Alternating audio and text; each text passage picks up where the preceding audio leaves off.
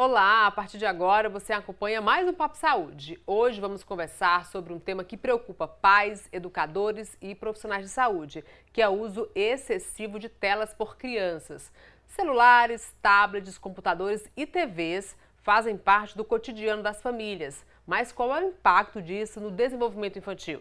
Para entender melhor sobre esse assunto, eu vou conversar com a psiquiatra da infância, a doutora Thaís Mendes. Doutora, é um prazer recebê-la aqui no Papo Saúde, Prazer, viu? obrigada. Cada dia crescendo mais aí o número de crianças cada vez mais cedo se expondo a telas, né? Qual é o panorama que a gente tem aí a nível de Brasil, a nível de mundo, sobre esse cenário? O que a gente tem é que 78% das crianças utilizam de 2 a 3 horas, mais de 2 a 3 horas de tela por dia. Então, é um número bastante importante. E qual é hoje a recomendação médica para evitar a tela? A partir de que idade o pai pode deixar a criança na tela? Perfeito. A Sociedade Brasileira de Pediatria, assim como a OMS, recomenda que abaixo de 2 anos a criança não seja exposta a nenhum tipo de tela, inclusive televisão, né? Inclusive aquele uso passivo que a gente liga a TV e deixa a criança brincando com outras coisas, não é recomendado. E a partir dos 2 anos, né, de 2 a 6 anos de idade, é recomendado, 2 a 5, desculpa, 1 hora de tela por dia. De 6 a 10, 2 horas, até 2 horas.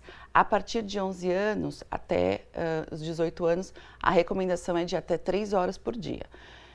É uma quantidade de horas bastante limitada para o que a gente tem hoje, né? Os adolescentes e as crianças utilizam geralmente muito mais do que essa recomendação. Mas a gente já tem dados de que esse uso excessivo traz prejuízos no desenvolvimento infantil. E quando a gente fala de tela, doutora, a gente está falando de celular, de tablet, de televisão, de que tipos de telas? O videogame também é considerado uma tela, né? Também. Televisão, tablet, celular, videogame, todos esses dispositivos configuram o uso de tela. E tem as diferenças entre cada um. E o que a gente observa hoje é que as crianças fazem uso de multitelas. Então, está no celular, no tablet, a televisão ligada, né? E o videogame ali à disposição. Então, ainda tem essa questão dessa variedade, né? Então, sai de uma tela para outra. Desliga o computador, vai para o celular. Não, desliga o celular, corre para a televisão. Exato. Não consegue fazer outra coisa que não seja diferente diante de uma tela, Exato. né? E que prejuízos a gente está falando aí para essa criança, para essas crianças, para essa geração que está crescendo aí com muita tela? Perfeito. O que a gente sabe é que o uso de telas tem os diferentes tipos, né? A televisão é um uso mais passivo e tem o uso em que a criança ela é exposta, né? Dependendo do dispositivo, a um estímulo muito grande, né? Então existe uma superexcitação, né, com o uso das telas, principalmente celular, tablet, computador, né? Os videogames também, mas principalmente celular. Tem uma hiperexcitação. E isso causa uma dificuldade da criança de regulação emocional, porque muitas vezes a criança utiliza a tela para buscar essa regulação emocional. E isso traz essa superexcitação, uma dificuldade de lidar com as próprias emoções, né? Existe até aquele termo de chupeta virtual, né? Que às vezes a criança está com algum problema e aí os pais ou os cuidadores introduzem a tela para tentar calar a criança, né? Para tentar acalmar a criança. Isso é muito prejudicial também, porque a criança não consegue dar conta desses estímulos, se reorganizar, que é importante a autorregulação emocional. A criança, ela aprende, ela precisa ter esse momento de autorregulação emocional para conseguir dar conta dos estímulos. Entendi. Né? E há diferença nesse impacto de uso de tela e de conteúdo também dessa tela? Sim, com certeza.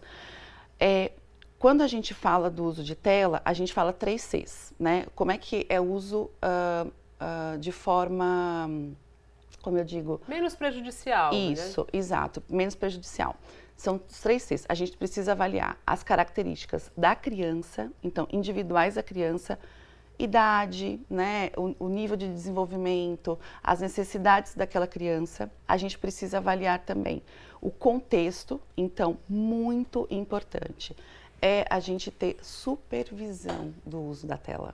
Então, ter algum adulto mediando esse uso, para que a criança não seja exposta a situações de violência, né, de conteúdo inapropriado para a idade. Então, o contexto é muito importante, ter essa supervisão. E o conteúdo, né? O que a criança acessa. Aquele é um conteúdo que vai trazer, de repente, uma situação de violência ou de risco muito grande, ou a gente está lidando com um conteúdo que é educativo, né, que tem a intermediação do adulto, que faz com que a criança desenvolva algumas habilidades. Então, é muito diferente. A partir de que idade se recomenda um adolescente, acho que nem uma criança deveria, ter uma rede social? A gente não tem uma idade certa, né? Existem alguns países que só liberam o uso de rede social a partir dos 16 anos, né? E tem algumas recomendações na literatura de a partir de pelo menos os 12 anos de idade, mas a gente recomenda ali em torno de 16 anos. E a rede social, é importante dizer, que ela é a mais prejudicial dentre todos os conteúdos, dentro de todos os tipos de uso de tela. Porque a rede social, ela tem um conteúdo fragmentado, extremamente estimulante, é um conteúdo que é rápido, né? E é isso, assim, não dá tempo da criança pensar, né? Então, a rede social tem vários riscos atrelados a isso. O uso excessivo dessa tela pode estar associado à irritabilidade, ansiedade, déficit de atenção? Sim, com certeza. Já tem alguns estudos mostrando que, principalmente o uso de rede social, tá? É o que é mais atrelado a isso. Aumento de irritabilidade, por conta dessa excitação, a criança não tem um tempo de acomodação de um conteúdo para outro, né? Então, de repente é futebol, depois é uma receita de bolo, depois é uma dança, depois... Então assim, é muito rápido, né? E isso também a gente vê que só traz prejuízo, né? Isso. O sono também ele é afetado, o sono da criança, o sono do adolescente, a criança que é muito exposta? A gente tem estudos que mostram a exposição à luz, né, da tela diminui os níveis de melatonina e também o tempo de sono REM da criança. Então, isso faz com que a criança tenha mais dificuldade de iniciar o sono muitas vezes não é de qualidade, não é um sono reparador e, consequentemente, aumenta a irritabilidade também da criança no outro dia, né? Nos consultórios, né, de psiquiatria, de neurologia, tem crescido o número de crianças, de pais que procuram ajuda de especialistas por conta da tela? Bastante, bastante. É uma consequência imediata. A gente observa isso e a gente observa, né, a criança que faz um uso excessivo de tela, tem uma irritabilidade muito grande e uma necessidade de uma urgência, de um dinamismo muito maior e que muitas vezes a gente não consegue reproduzir na realidade, no mundo real, né? Então, cria-se uma necessidade que a gente não consegue suprir. E como os pais podem fazer para estabelecer limites? Muito bem.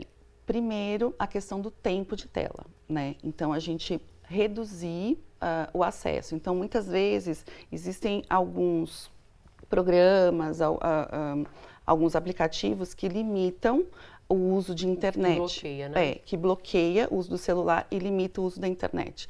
Então, esse é um das ferramentas mais interessantes para serem feitas o uso. E muitas vezes retirar mesmo o dispositivo, não deixar à disposição da criança, né, quando possível. E assim, a gente precisa se antecipar. Então, você tira o celular, você tem que ficar de olho. tira o tablet também, desliga o computador, porque a criança, quando você menos espera, você vai olhar, a criança está ali no videogame escondida, né? Então, ela tem que buscar algo mais lúdico, fazer realmente atividade. Isso. Brincar na rua é mais difícil porque a geração é outra. Eu, pelo menos, fui criada brincando muito na rua. Sim. Mas os meus filhos não podem mais ter isso, né? A não ser que Sim. moram no condomínio, que consiga brincar lá fora. Isso. É mais difícil para os pais conseguirem conciliar isso, tirar do tablet e oferecer um entretenimento mais lúdico, né? Os pais relatam muito isso, essa dificuldade? Muito, bastante também. Porque é isso, a realidade se impõe, né? A necessidade também. Então, a gente precisa ser criativo mesmo. Levar para, de repente, casa, né, de amigos, ou chamar os amigos para dentro de casa, promover oportunidades, né? Ir para um parque, ir ao shopping, procurar eventos na cidade também que tenham essas atividades mais lúdicas. E porque também a gente fala que a tela, a gente tem uma hipótese do deslocamento.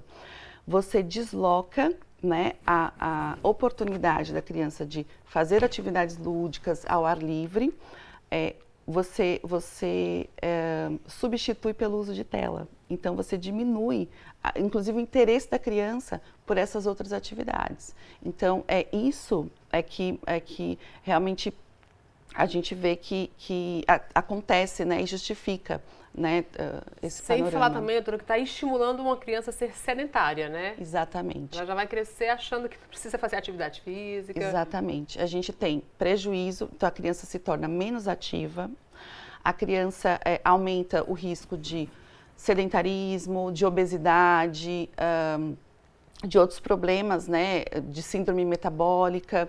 Além disso, problemas na visão também, como miopia e outros problemas. A gente tem várias consequências negativas para esse uso. Além de que você também tem a questão da interação social. A interação com outra pessoa é muito mais desafiador você estando cara a cara, né, de frente.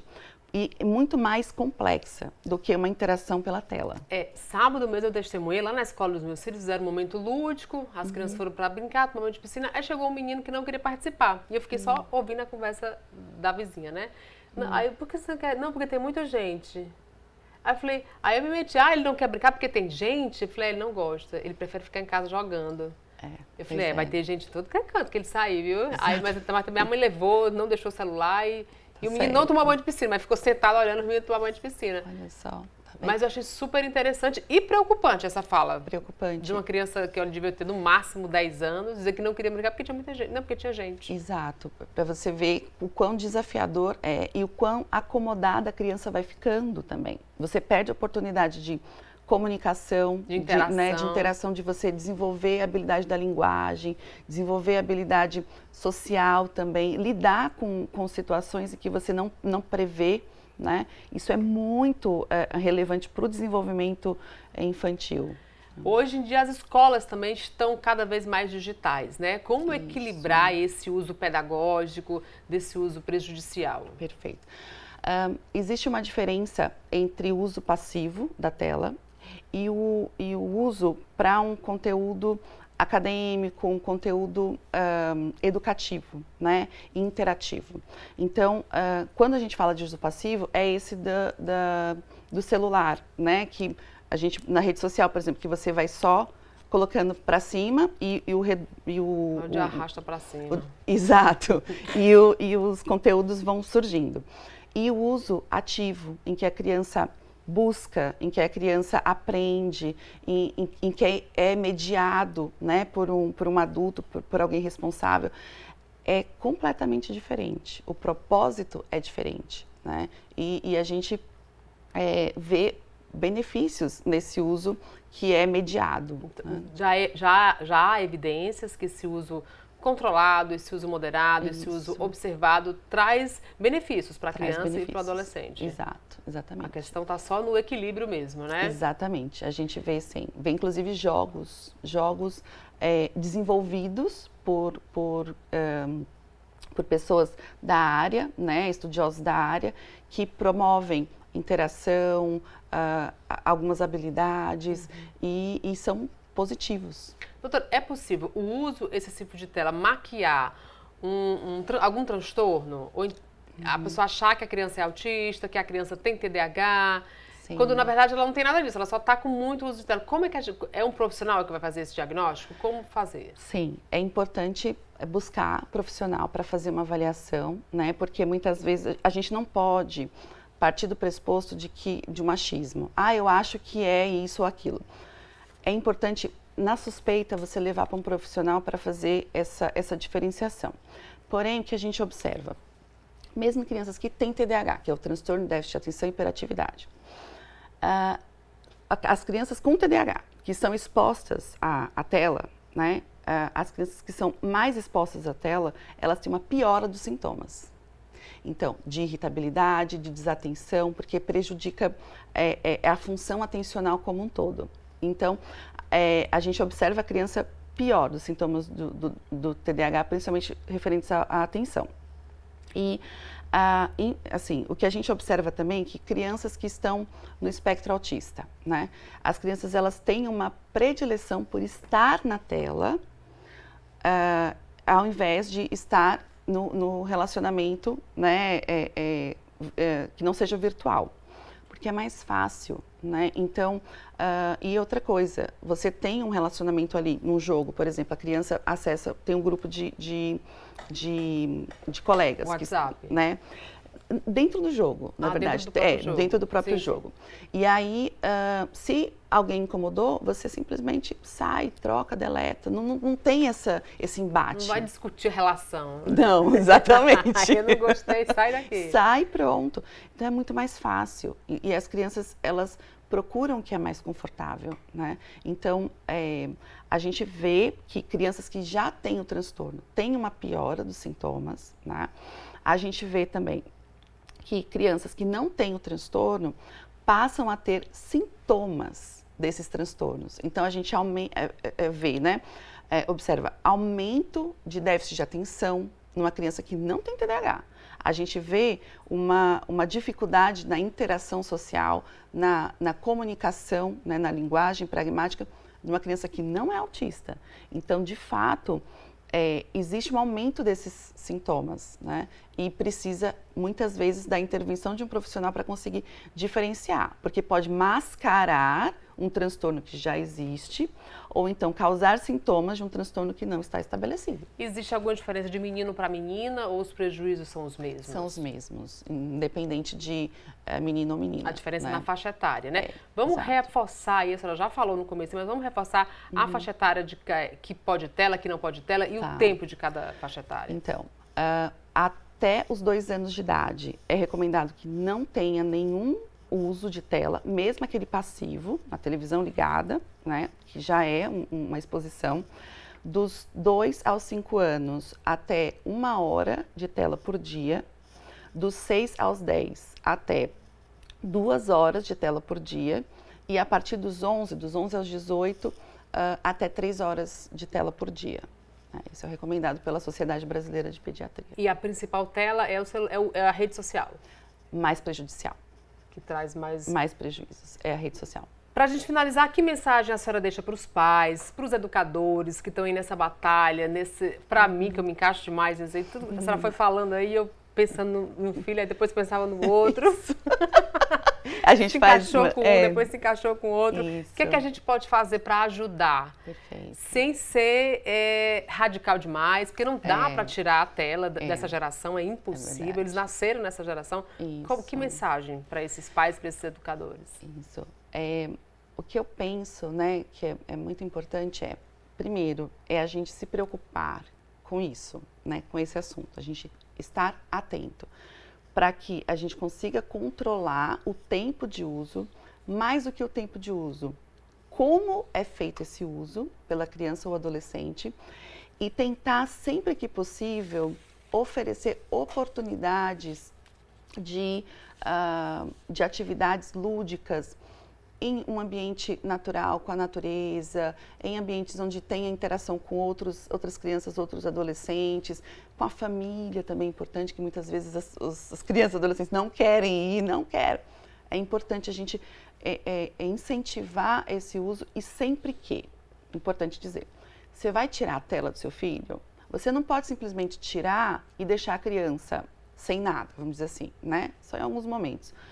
Mas é importante você oferecer outras oportunidades de atividades para serem feitas. Então, um jogo em família, né? Vamos aqui preparar alguma coisa na cozinha, todo mundo junto, né? Então, são atividades até de envolver a criança ou adolescente no que você está fazendo, né? Então, são maneiras de lidar com isso, além dos aplicativos e dispositivos que limitam esse uso. Outra coisa preocupante também é que a gente vai já começar o período de férias. Final do mês aí, a criançada está toda de férias.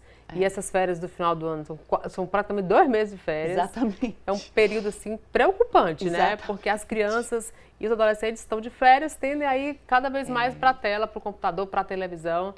Mas aí fica o alerta, né, doutora? Fica o alerta. E é importante procurar, né, as atividades que tem na cidade, né, os eventos e tentar... Haja disposição, haja paciência, haja criatividade. Criatividade é a palavra de ordem nesse sentido. Isso. Eu conversei com a doutora Thaís Mendes, psiquiatra infantil, né? Um prazer recebê-la aqui. Obrigada. Foram dicas assim, valiosíssimas para mim, que sou mãe, e com certeza para quem está nos acompanhando. Obrigada, muito obrigada pela oportunidade. E assim a gente encerra esta edição do Papo Saúde. Muito obrigada pela sua audiência e até o nosso próximo encontro, se Deus quiser. Tchau, tchau.